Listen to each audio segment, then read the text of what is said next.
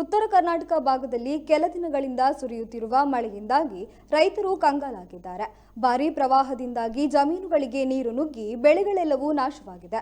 ಬೆಳಗಾವಿ ಜಿಲ್ಲೆಯ ಮೂಡಲಗಿ ತಾಲೂಕಿನ ತಿಮ್ಮಾಪುರ ಗ್ರಾಮದಲ್ಲಿ ಸುಮಾರು 200ಕ್ಕೂ ಹೆಚ್ಚು ಎಕರೆ ಪ್ರದೇಶದಲ್ಲಿ ಈರುಳ್ಳಿ ಬೆಳೆಯಲಾಗಿತ್ತು.